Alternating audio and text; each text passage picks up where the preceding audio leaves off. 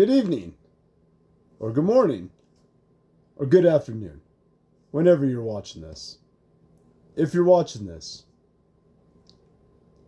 So, tonight I want to talk about Graham Hancock. Oh boy, this is going to be good. And so, the thing is I really like where this guy's mind is at. I like how he is exploring new options, new possibilities of what is actually our history, what possibly could be our past. See, the thing that he said today kind of hit a nail on a head. He's talking about how experts, and why are they always the ones to say what is what and then just leave it at that? And I do have issues with that.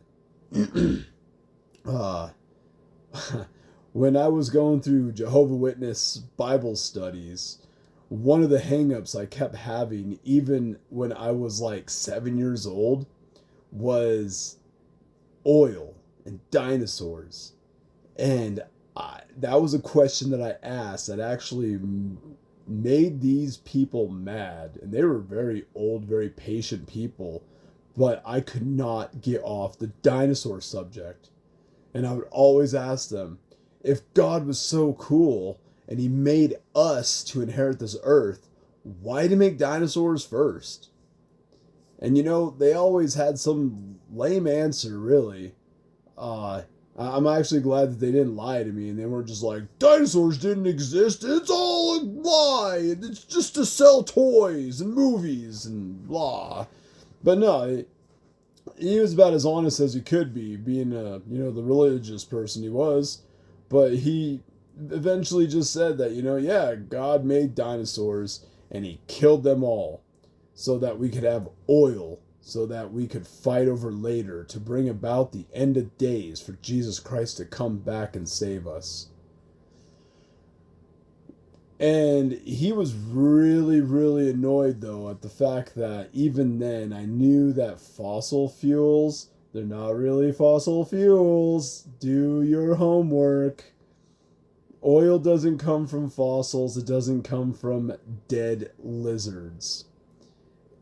It actually is a little bit more involved in that, and it has to do with plant life dying off. But there not being any bacteria on the planet at the time, so it didn't mulch it away. So that natural organic life just kind of over a long time became oil.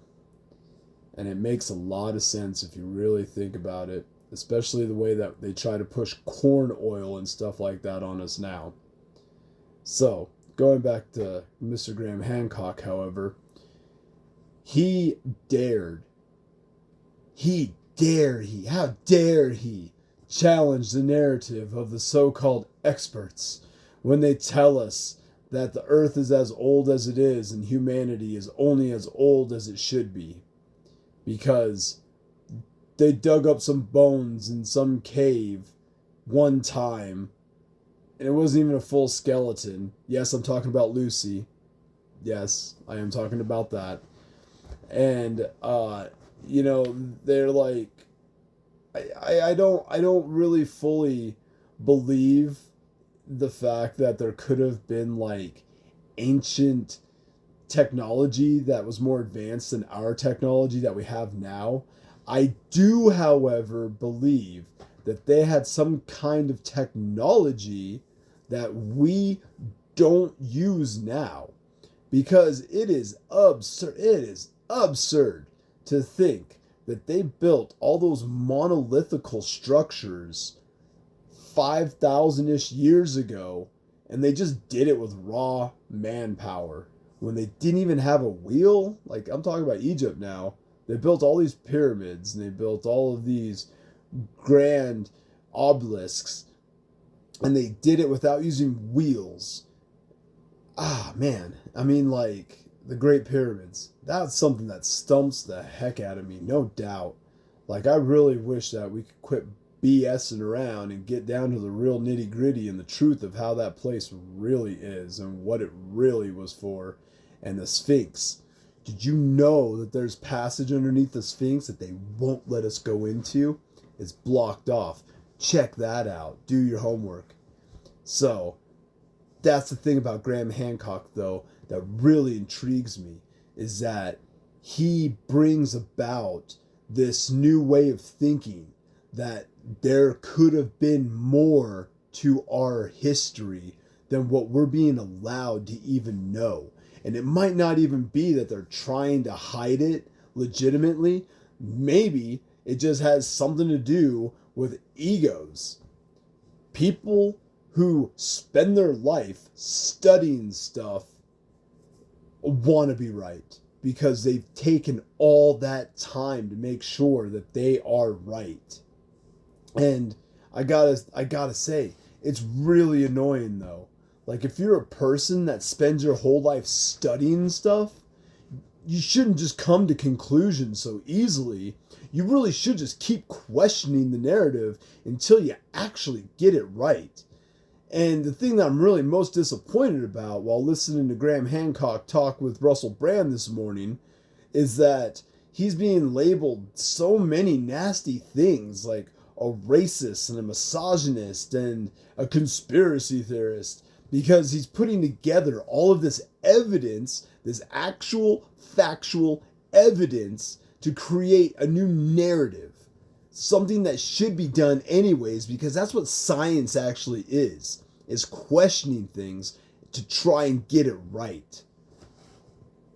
Now, the thing is that, like, I'm totally enthralled with this. I love history. I'm infatuated with human history. And why not? As someone who supposedly evolved from a monkey, let's think for a moment that the curiosity is still there. You seen monkeys before? They're super curious creatures. And so are people. Or at least we used to be, until we started settling down in this technological world and started consuming loads of sugar. And we're starting to get dumb. We're starting to get lazy. We're starting to let people tell us what stuff is without actually questioning it ourselves. And I feel like that's the path that I never got down, though. I'm a one that likes to question things. I've never stopped questioning anything.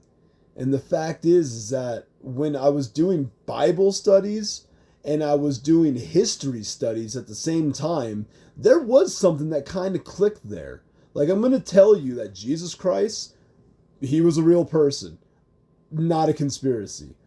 There's Roman and Jewish records that legitimize the fact that Jesus Christ of Nazareth was a real person. And he really was crucified the way he was. And that's pretty bad. And you know what, though? The thing is that I may not, however, believe that he was the Son of God. But I do believe that he had a really righteous message in talking about stuff. And I have to say right now, I'm not exactly so much per se the religious type, but I am a moral type. And with that being said, I've made human mistakes in my life that I wish I could totally repent and make them go away, but that's not how life works. We work with what we have and we keep moving on to try and make ourselves better. So, that being said, talk about the connection here. That maybe all of our religious beliefs, all of the religious stories that are being told to us by an elder class of people that may have been able to survive some cataclysmic past and kept us going into the future. I don't think that's a step that's too far to cross. That's just like, the world was different back then, and they're finding all these old structures that, come on, let's be honest, there is no way possible that if people back then didn't even have wheels and they're making all these monolithic structures, and you're gonna tell me that it was just because they had a bunch of slaves doing it? No, I can't. I can't take that. I can't believe it, man. I can't believe how things are sized up perfectly, how there was some certain form of measurement that they had to make all of these monolithic structures. And they're all over the world, like from India to Indonesia, Egypt, all the way to South America.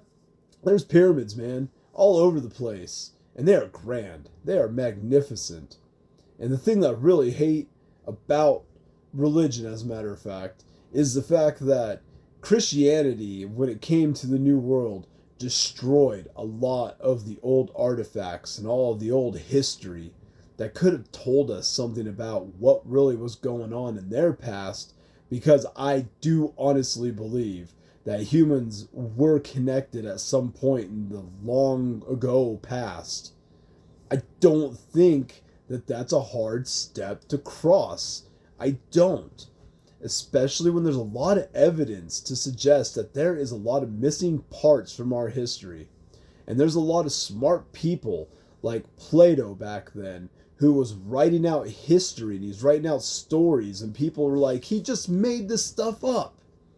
I don't think that's actually true. I think he was just basically going over the things that he was told, and he was telling his side of it the way that it was told to him, so that he can keep the memory of human past alive. And I wonder, I always wonder about something that could have been, something that may have been. And I feel like everyone should keep that in their mind, to always question narratives, because it's always the so-called experts that want to tell us that we're so wrong because we didn't study the things that they studied. But the thing is that you could be an total idiot and ask a million questions and maybe get at least 2 of them right. That's not a hard thing to grasp. If you keep throwing darts at a board, eventually you're going to hit a bullseye every once in a while. You know what I'm saying? And so that's why I always encourage people to keep on questioning everything, because there's got to be a better way to do stuff.